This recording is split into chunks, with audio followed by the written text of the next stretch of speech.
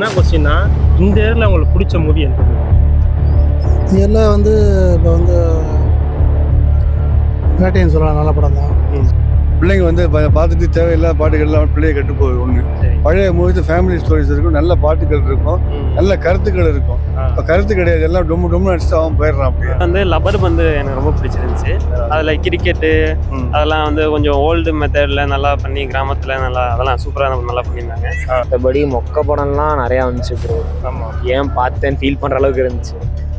Deadpool vs உல்வரனில் வந்து எனக்கு personal entertainer. அப்புறம் இந்த பரத் பாஸ்பில் நடிச்சிருந்தாங்கல்ல ஆமாம், ஒரு படம், புஷ்பா 2. இப்போ வந்து லக்கி பாஸ்கர். லக்கி பாஸ்கர் பக்கத் பாசில் துல்கர் சல்மான். ஆமா, துல்கர் சல்மான் அவர் நடிச்சிருந்த படம் நல்லா இருந்துச்சு. ஓகே. வணக்கம், வெல்கம் மக்கள். நான் உங்கள் விஜய் பிரகாஷ். இன்னைக்கு நம்ம எதை பற்றி பேச போறோம்னா, இந்த 2024 மக்களுக்கு பிடிச்ச மூவி எந்த மூவி, அதை பற்றி தான் மக்கள்கிட்ட கேட்க போகிறோம். ஸோ அதுக்கு முன்னாடி நம்ம சேனலை சப்ஸ்கிரைப் பண்ணலாம், சப்ஸ்கிரைப் பண்ணுங்கள். இன்ஸ்டாகிராம் பேஜை ஃபாலோ பண்ணலாம், ஃபாலோ பண்ணிக்கோங்க. ஃபேஸ்புக்கில் வீடியோன்னு கண்டிப்பாக பாருங்கள். வாங்க வீடியோக்குள்ளே போகலாம்.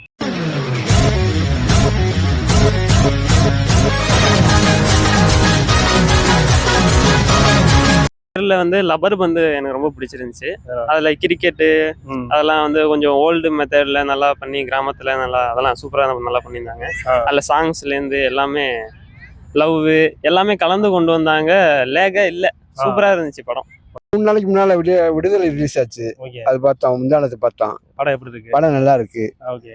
கம்யூனிசம் என்ன வன்முறை தான் கொஞ்சம் அதிகமா இருக்கு. சரி, அதை குறைச்சிருந்தா கொஞ்சம் நல்லா இருக்குமான்னு எனக்கு தோணுது.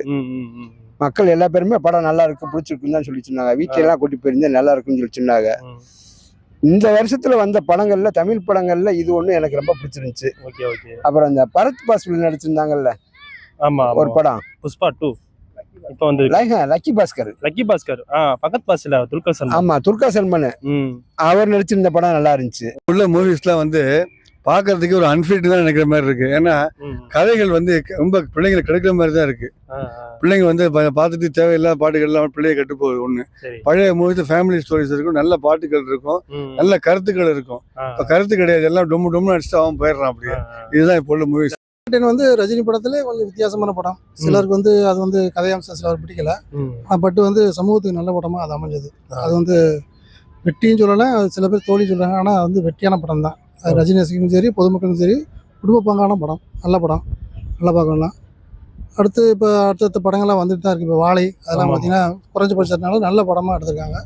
இந்த மாதிரி தமிழ் ஃபீல்டு நல்ல படமாக எடுத்தால் மக்கள்கிட்ட நல்லா ரீச் ஆகும்.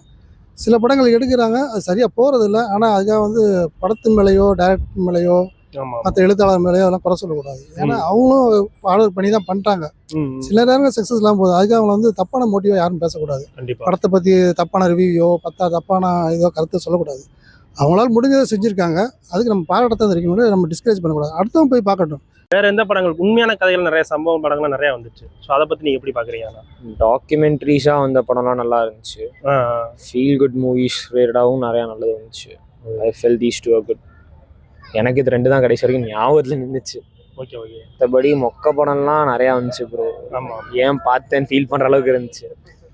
டெட்பூல் vs உல்வரனில் வந்து எனக்கு பர்சனல் என்டர்டெய்னர் தான். தமிழ் படத்துல இந்த வருஷம் வந்ததுல வெற்றிமாறன் படம் எனக்கு ரொம்ப பிடிச்சிருந்துச்சு. விடுதலை 1 போன வருஷம் வந்துச்சா? போன வருஷம் அதுவும் நல்லா இருந்துச்சு. போன வருஷம் பாட்டு வந்திருக்கு. அடிப்படை மக்களுக்காக எடுக்கப்பட்ட சமூகத்தை பத்தி பேசுற படங்கள் எனக்கு ரொம்பவே பிடிக்கும். அந்த வகையில எனக்கு பிடிச்சிருந்துச்சு. அப்புறம் இந்த வருஷம் வந்த படத்துல மாரி செல்வராஜ் படம் வாழை அது அருமையா இருந்துச்சு. இந்த கலப்படம் இல்லாத இந்த 4-5 பாட்டு அதெல்லாம் டென்ட் மாறின தெரியாம இன்னும் டைரக்டருக்கு 4-5 பாட்டு, அந்த சண்டை அவனர்றா அவனை புடுறா வெளிநாட்டுல போய் ஆடுறது, அந்த இதெல்லாம் முடிஞ்சு போச்சு. அந்த சீசன்லாம் முடிஞ்சு போச்சு. மாரி செல்வராஜ் மாதிரி ஆளுகளை தான் எங்களுக்கு பிடிக்குது.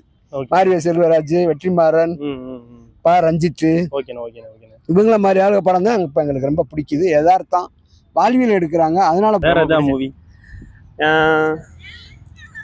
ஏஆர்எம்னு ஒன்று வந்திருக்கு. அது கொஞ்சம் நல்லா சூப்பராக பண்ணியிருக்காங்க. உள்ள சூழ்நிலை தமிழ் சினிமாவில் எந்த ஒரு மூவி எடுத்தா நல்லா இருக்கும் அப்படின்ட்டு இப்போ வந்து இப்போ அமரன் எடுத்துக்கிட்டீங்கன்னா ஒரு உண்மை கதையை தான் எடுத்திருக்காங்க. உண்மையிலே நல்ல சக்ஸஸான படம், நல்ல அருமையான படம், நல்லா எடுத்திருக்காங்க. ஒரு ரொம்ப டாப் மூவி, நல்லா முடியும். சிவகார்த்தினுக்கு நல்ல ஒரு ஹிட்டான படம், அவரோட கம்பேக்கு நல்லா இருக்கு. இந்த மாதிரி நம்ம உண்மை கதைகளை எடுத்தாலும் நல்லா தான் இருக்கும். கொஞ்சம் சப்ஜெக்ட் உள்ள படமாக எடுத்தாலும் நல்லா தான் இருக்கும். ஆக்ஷன் கலந்து எடுத்தாலும் வச்சாலுமே அதில் கருத்து இருந்தால் அந்த மக்கள்கிட்ட நல்லா வரவேற்பு இருக்கும், ஆமா ஆமா இன்னும் நல்லா இருக்கும். இப்போ உள்ள ஜென்ரேஷனுக்கு அது வந்து தெரியாது, புதுசாக இருக்குது அவங்க இது பண்ண. இதே மாதிரி நிறைய படங்கள் எடுத்தாங்கன்னா அவங்க இன்னும் மாறதுக்கு வாய்ப்பு இருக்குது. கண்டிப்பா பழைய 80s 90s கூட அண்டர்ஸ்டாண்ட் பண்ணிக்குவாங்க. ஆனால் 2K கிட்ஸ்க்கு வந்து அந்த மசாலா மிக்சிங்காக இருக்கிறது, ஆமா கண்டிப்பா ஆக்ஷன் தான் பார்க்குறாங்க. பட் கதை அம்சோட பார்த்தாங்கன்னா அவங்களுக்கு இன்னும் மாறதுக்கு வாய்ப்பு இருக்குது. இன்னும் படமும் சக்ஸஸ் ஆகிறது, சினிமா ஃபீல்டு நல்லாவும் இருக்குது. இதுல நிறைய நல்ல படம் வந்திருக்கு ப்ரோ. லப்பர் பந்து, அமரன் எல்லாம் வந்துருந்துச்சு. ஓ வேற அதில் கதைகள்லாம் எப்படி இருக்கு பார்க்கும்போது? இல்ல ப்ரோ, இந்த இயர் தான் எனக்கு தெரிஞ்சு நிறைய ஃபீல் குட் மூவிஸ் நிறைய வந்திருக்கு. அதனால ஓரளவு நல்லா தான் போச்சு. Okay okay. எனக்கு பர்சனல் ஜானர்ல நிறைய பிடிக்காதது இருக்கு.